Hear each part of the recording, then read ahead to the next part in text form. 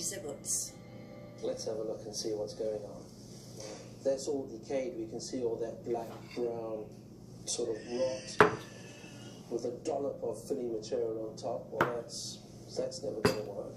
Here's a root that's been left behind. You can see that's brown and it feels soft and it's breaking up. Even more shocking to Anthony is the state of Jonathan's implant. If I push with my finger, I can actually see the implant. Well, I'm not surprised it's not working. It's not even in the bone. Dental implants use titanium anchors that are fused to the jawbone, which makes them secure. If the bone is missed, like in Jonathan's case, the implant is useless. There's nothing we can do with that implant except take it out, get rid of the infection that's in the bone, get some new implants in place, and get you some rock-solid teeth. Not like these sort of yellow tombstones. That's just awful. It literally looks like a bomb's gone off in here. Measurements, x-rays, CT scans and moulds are made of what's left of Jonathan's rotten teeth in preparation for surgery. Coming up, how filler can leave you in a bloody mess. The pus was just disgusting, like I'd be out and I just feel dribbling coming down my face. A botched penis op. Felt like a screwdriver poking at the inside of the scrotum, trying to break free. And Jonathan faces his fears. Can you feel something? The beauty industry spends millions convincing us to buy their cosmetic products which are tested thoroughly before they hit the market. You'd think that the cosmetic filler industry would also be highly regulated. In fact, it's not. And thousands of women who believe they are safe develop problems years after treatment. Their faces are filler-filled ticking time bombs just waiting to explode. This was the case for 41-year-old mum of four, Stacey Hone, from southwest London. In her early 20s, Stacey had temporary fillers injected into her lips and into the lines around her nasal folds. I was young. I just think I was very insecure, and I thought that would make me more pretty or more womanly. Over the next 4 years, Stacey visited a cosmetic surgeon at his clinic every 6 months to top up his temporary filler at a cost of up to $1,200 a time. Because it was so expensive, I didn't think that they would inject anything bad into my face that they didn't know anything about. In 2000, Stacey was excited to hear about a new one-off permanent treatment. It would cost £700 and only take 15 minutes. She wasn't told that once injected, there's no going back, and it could only be removed by surgery if anything went wrong. And if you have this done, you don't need to worry about coming back and having needles. So I said, yeah, I didn't question it. Stacey had the procedure and was pleased with the results. Years went by with no apparent side effects, but all that was about to change. All was fine for about 7 years, and then in 2007, my lips started pussing up, and that's when my lips started to become really lumpy, and they started seeping pus. The filler in Stacey's lips was being rejected by her body, causing a chronic infection. The pus was just disgusting, like I'd be out and I just feel dribbling coming down my face from the lumps. And it was just really gross. She went back to her cosmetic surgeon, who injected the pea-sized lumps directly with an anti-inflammatory to try and dissolve them, but to no effect. That was so painful because they were as hard as rocks. And yeah, I think that angered me more. He didn't apologise. He's never said sorry. Basically, what's left is the hard plastic, what's left in my face, and that's my body's rejecting it, hence why it's pushing it out. The consequences of Stacey's botched-up filler injections have been life-changing, putting a huge strain on her relationships with friends and family. I can feel the lumps when I kiss her, but she has stopped, making that type of contact with me. I wish she never ever had the filler, because before she was so outgoing, there was nothing to stop her doing whatever she wanted to do. It's like I walk with my head down because, or because I don't like to look at people or smile, or I cover my face and look down so no one knows they're on me, because I just hide away. It's easier it's easier to stay inside. Stacey has braved the outside world in a last-ditch attempt to find out if anything can be done.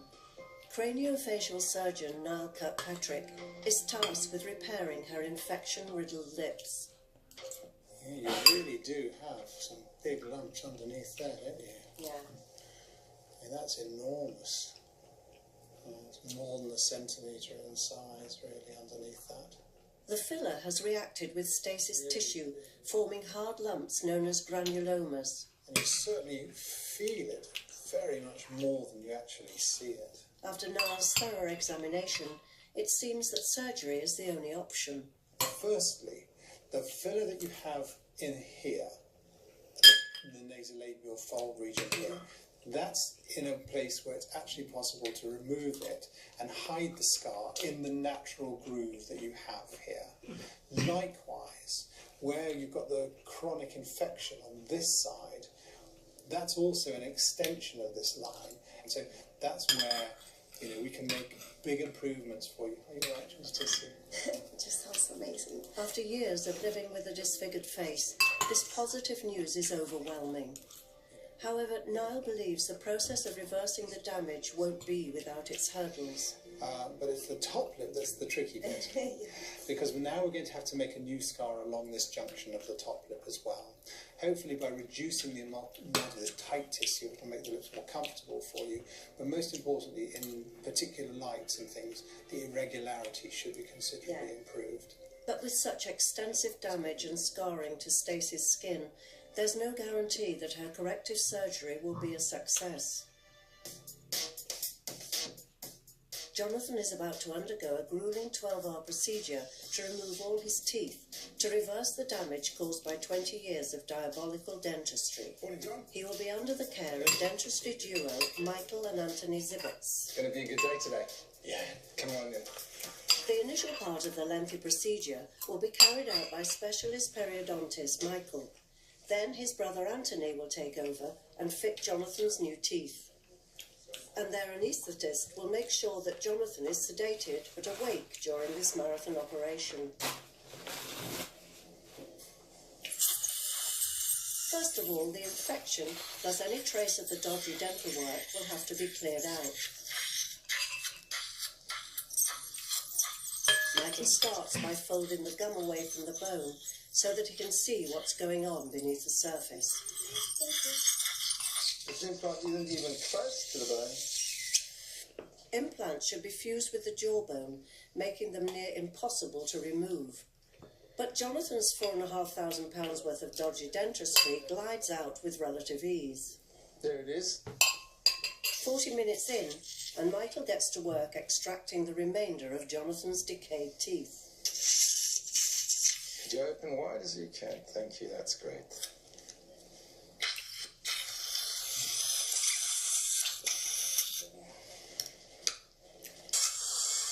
With no top teeth remaining, the jawbone is profiled to ensure a snug fit for the new teeth.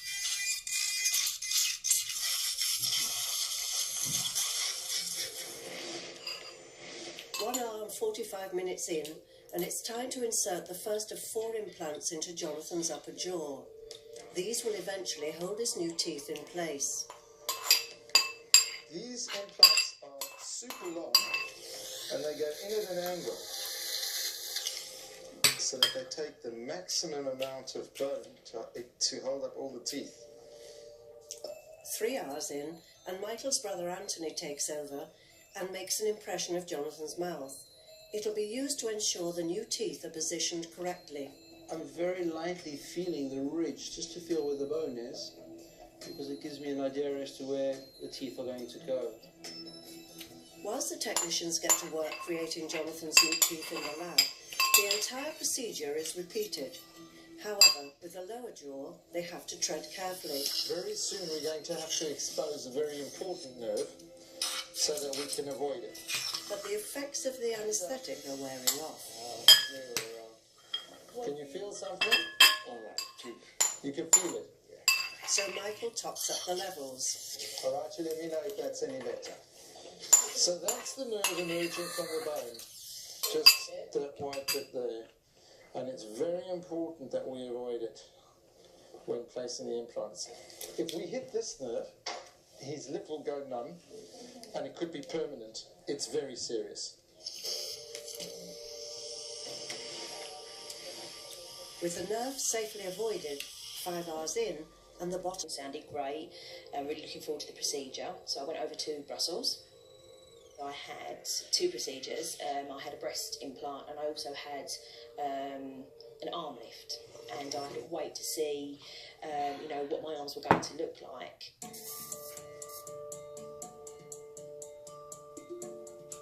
It wasn't really until I got home and I kind of looked in the mirror at my arms in the bandage and I kind of thought straight away, they don't look any different. Laura paid a total of $3,800 for her surgery. The boob job was a success, but her upper arms were left sagging, sore and painful, with masses of unsightly scarring.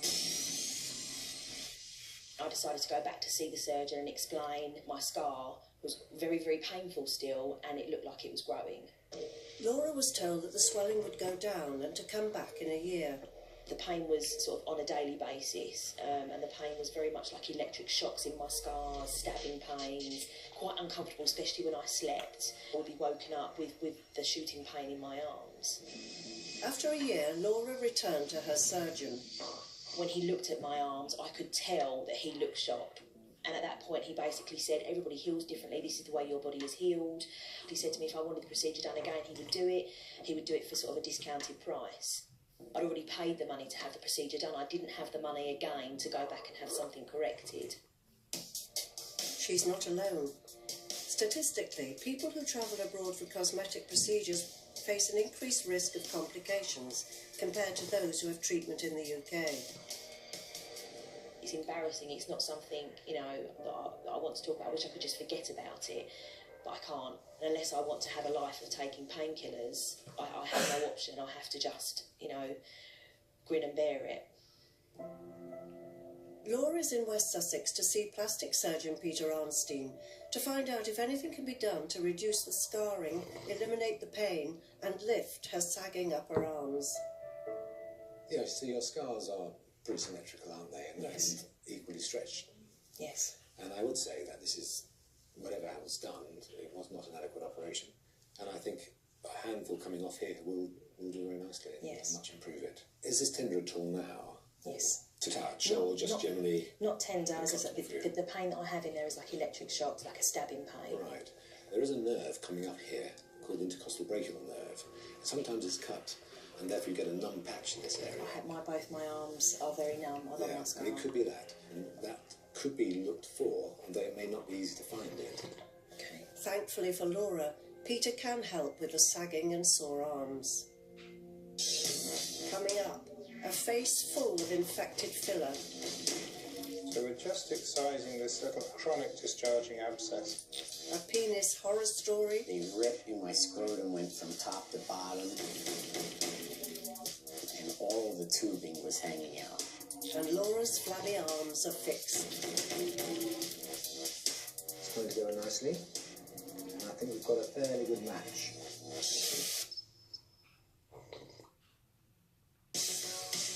In 2005, the cosmetic procedures sector was worth 720 million. By 2010, it was valued at 2.3 billion, and by 2015, the sector is forecast to grow to 3.6 billion. The popularity of dermal fillers is helping to fuel the rise, and more injections means more problems.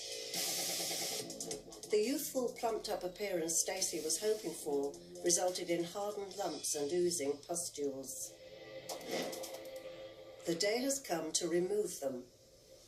I'm so happy because it's just affected my life so much. I've just been feeling more and more anxious.